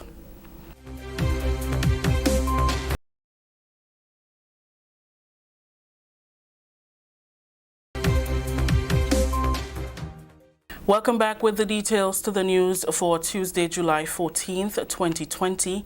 I am Rikisha St. Louis. Grenada's health sector is adequately prepared for the reopening of the country's borders from Wednesday, July 15th. From Wednesday, July 15th, the Maurice Bishop International Airport will accept commercial flights from countries across the Caribbean region that are viewed as low risk. During a press conference on Tuesday, Health Minister Honorable Nicholas Steele said ministry, hospital and health professionals are geared up for the reopening. He says Grenada can now conduct over 300 PCR tests daily, and the island is also equipped with more than 3 months' supply of rapid tests. Minister Steele says in preparation to reopen the borders, the ministry had to increase its ability to test, identify and isolate in any possible cases. Contact tracers training was completed last week, and the contact tracers will be engaged formally this week. That is an additional approximately 70 or 75 contact tracers. Testing facilities. The Ministry of Health has on island right now over 15,000 rapid tests, which is at minimum 3 months supply of rapid tests for opening borders, because everyone passing through MBIA would be rapid tested, as well as the ability to continue at the levels or increase levels within our own communities for rapid testing. A PCR facility is being commissioned at the General Hospital, while another facility is currently in operation at St. George's University. The PCR facilities will aid in Grenada's ability to conduct more tests daily. Both facilities are being equipped with a what is referred to as an automated extractor, which would increase their capacity to test upwards of 300 tests per day, PCR tests. Just to put that into perspective, over the entire period of us testing, we've done about 900 tests, PCR tests, in total on island. So we would have the ability to do 300 per day on island as we proceed. Minister Steele says there are delays in the preparation of the testing area at the Maurice Bishop International Airport. However, officials are working to have the area fully functional by August 1st. Also, from August 1st, the airport will accept international flights from other countries listed as medium risk, such as Canada, the UK, and other countries in the European Union. Continuing with the news, plans are being rolled out as the Grenada Tourism Authority, GTA, prepares players in the industry for the reopening of the country's borders on July 15th. Abigail McIntyre tells us more in this report. A statement from the Office of the Prime Minister on July 7th announced the airport will accept commercial flights from countries across the Caribbean region viewed as low risk from July 15th, 2020. Since this announcement, the Grenada Tourism Authority has been aggressively putting plans in place to ensure its partners and players in the industry are prepared for the influx of visitors amid the COVID-19 pandemic. The GTA has developed a virtual e-reader which includes all protocols for the 6 subsectors of tourism, inclusive of the accommodation, transportation, and food and beverage subsectors. A travel advisory is also being developed where persons can access the information on the GTA's website. Videos are being created by the Minister for Tourism and the Airport Authority that will be played on flights advising travelers as to what can be expected once they land, among other things. Planning continues, but it's basically we're involved in creating a new way of doing business within the tourism industry. So things that, we would have taken for granted can no longer do so. That's true. So from the way we used to greet each other, some our visitors are very enthusiastic, and they would go in for a hug or the shake of a hand. So that means we have to do something different. So we are considering something like the hospitality bow, different things like that. That's Communications Officer for the Grenada Tourism Authority, Rhea Murray. Ms. Murray says more than 1,500 persons have been trained to date. From water sports to accommodation, restaurants, and they have also had input into the feedback on the protocols. Okay. And so that training is ongoing actually, and we're just trying to give people who did not have the opportunity to be trained, whether physically or virtually. We have 2 training sessions this morning at 9. One is a general session, and the other is for the transportation sector, which is a very, very large sector. Crucial sector. For the National Report, I am Abigail McIntyre. Thank you, Abigail. This is the National Report, the news.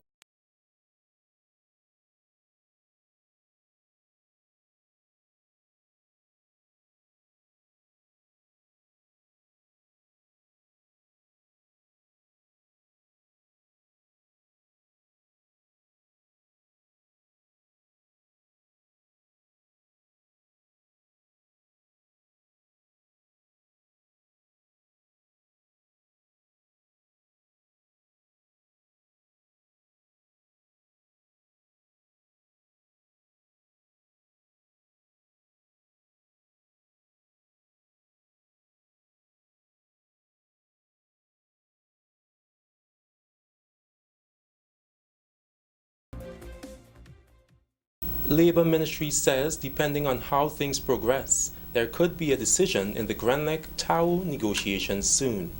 Details to this story and more in the National Report.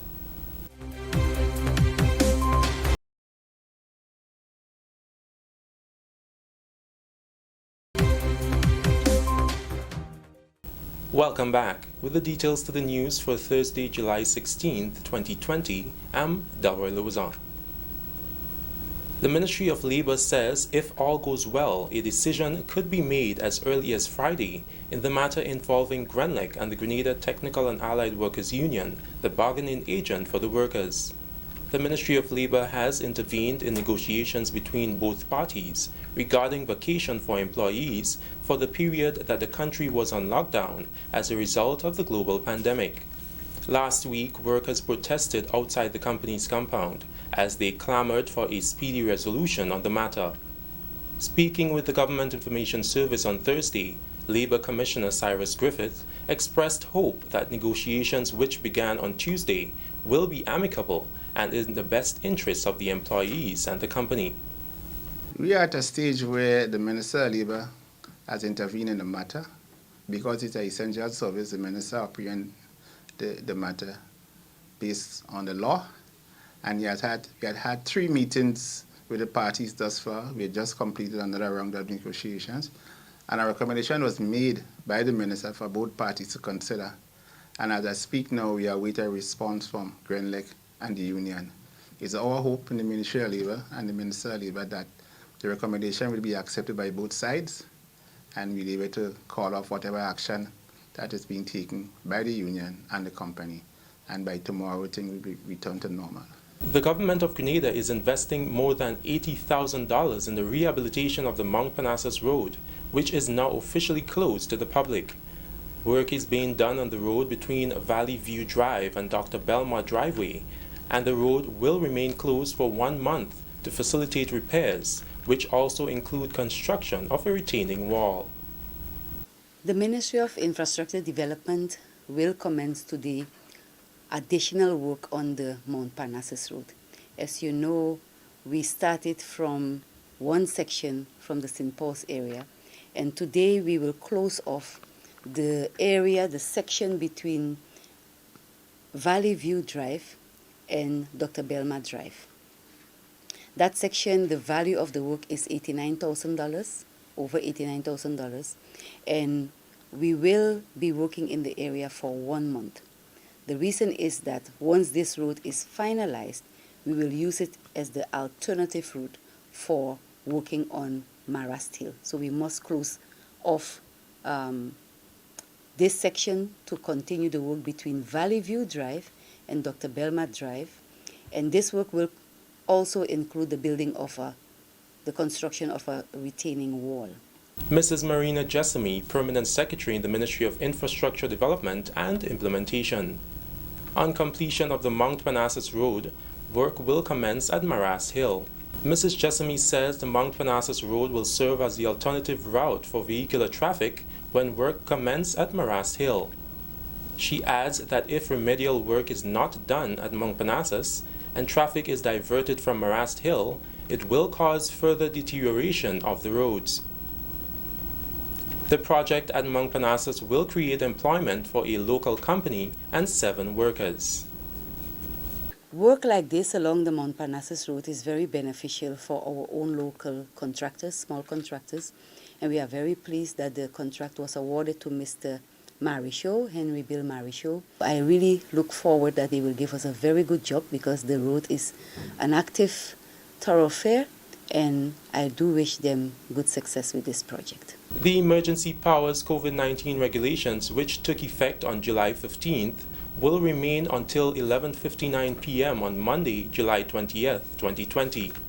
The regulation mandates that every person in public must wear a mask or an appropriate form of face covering and adopt social or physical distancing of 6 feet.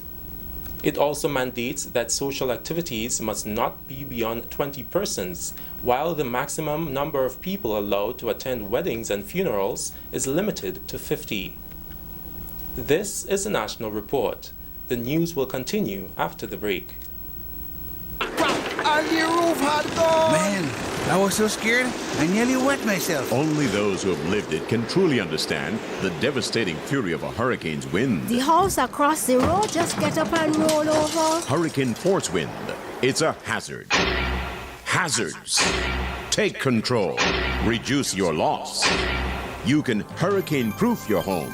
For example, make your roof more wind-resistant by using screws instead of nails in its construction. Find out more about hurricane force winds and other hazards at your local disaster office. A message from the National Disaster Management Agency and SEDERA. Welcome back to the news. The National Insurance Scheme continues to pay out benefits as a means of providing relief to contributors who lost their jobs during the COVID-19 pandemic. More details in this Abigail McIntyre report. So far, we've paid out just over $0.9 million, and we've received just over 5,700 claims. So we're encouraging persons, if your employer hasn't submitted your claim yet, please do so now. That was Lisa Douglas, Public Relations Officer at the National Insurance Scheme, as she gave an update on the employment assistance benefit implemented by the agency a few months ago. The benefit was introduced as a means of cushioning the effect on contributors who were laid off due to the COVID-19 pandemic. Up to 10 million EC dollars will be paid over a period of 6 months. Once persons continue to be unemployed, they are expected to submit a claim monthly.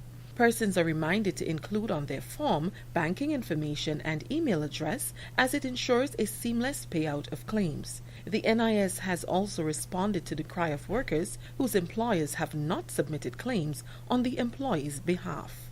We have designed a new platform whereby claims can be submitted by employees who are experiencing issues. So if you are experiencing issues in terms of your claims not being submitted, please contact us and we will assist. Our original platform was designed specifically for employers to submit the claim form on behalf of their employees and also self-employed persons, because in Grenada, self-employed persons enjoy the same benefits as any other employee.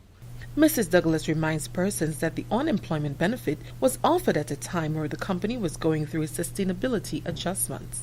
This is a benefit that was not funded.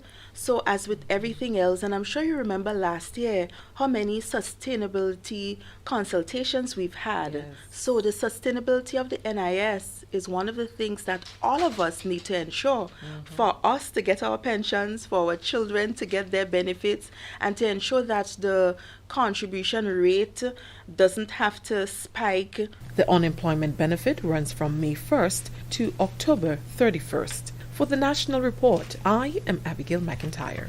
The main objective today is that after we would have been supplying that fruit to the local market right here, we realized that many people are complaining and saying that the fruit on the market, the price per pound is a bit high for someone to buy just for tasting. So we decided that we're going to come out a bit much more feasible to the public. We're going to offer samples, a large enough sample so that many people can actually taste it. Instead of you have to pay $30 to taste the fruit and then you don't like it, it comes back as though you would have wasted your money. But here today we are giving the opportunity to anyone to taste that fruit free of cost. And we also hope to have other sessions like this later on. According to how this activity go here today, we would plan and we would let the media know in advance again when we would be having that event again. That was Micah Houston from a local company, Pride of the Meadow, which produces the dragon fruit locally. The company was established in 2009.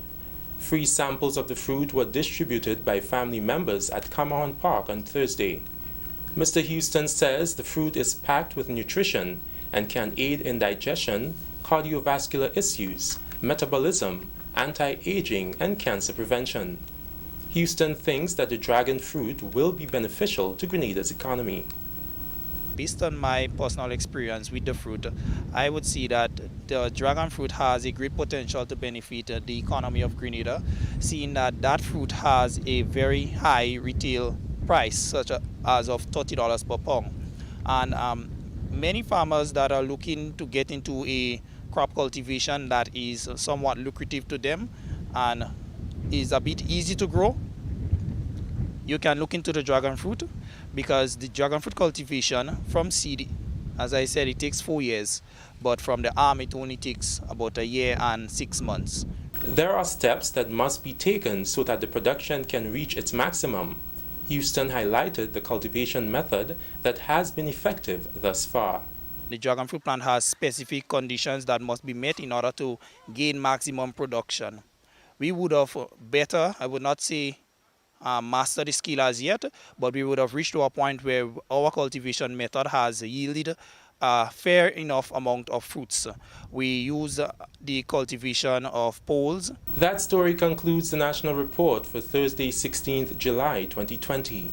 Recapping the headline, Labour Ministry says depending on how things progress, there could be a decision in the Grenada-W.I negotiations soon. That's all from us here in the newsroom. On behalf of the entire news team, management and staff of the Government Information Service, I'm Delroy Lozan, thanking you for joining us.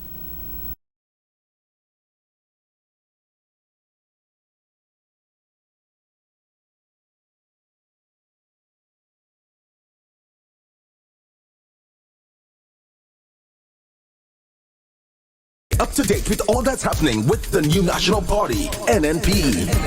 Send us a message via text or WhatsApp on 405-8683 with your name, email, and constituency. Stay in the know with NNP. Get updated.